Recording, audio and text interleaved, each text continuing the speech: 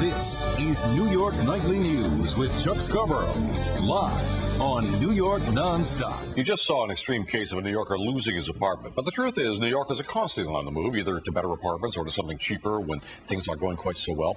So how do you pick the best place for you in this market? Here with some tips is Teri Rogers. She's the founder of brickunderground.com, an online survival guide to New York City real estate. And it can be a minefield, Teri. It certainly can. Yeah. We're talking about buyers here. Right. And if you're going out to buy an apartment in the city, do you really need a real estate agent? You know, there's a big trend these days with all of the information that's available online on sites like StreetEasy.com. Buyers are really questioning what the value add of an agent is. I think if you're new to the market or a first-time buyer, you should find a good agent. Otherwise, yeah, you may be well enough equipped to do it on your own. How do you find a good one? How do you find a good one? Work your network, ask your coworkers, your friends, put it on your Facebook page, your LinkedIn, cruise the open houses, take a chemistry check, see how professional the brokers are. Do they know your neighborhood, your price point? They know the building, that kind of thing. Yeah. And what are the things that an agent can do for you that you can't do on your own?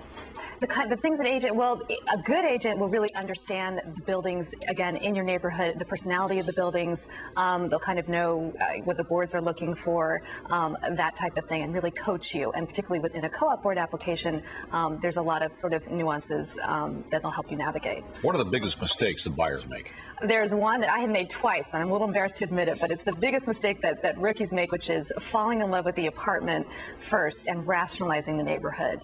They really underestimate the impact that the neighborhood is going to have on their enjoyment of the apartment.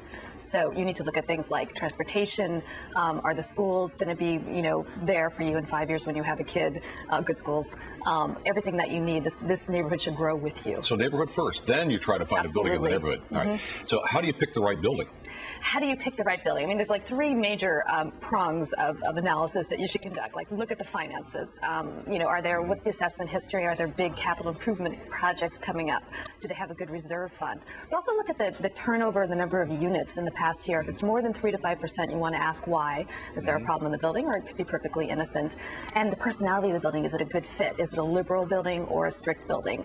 Some signs of liberal buildings include like buildings that allow pets, pied-à-terres, parents to purchase for children, and vice versa.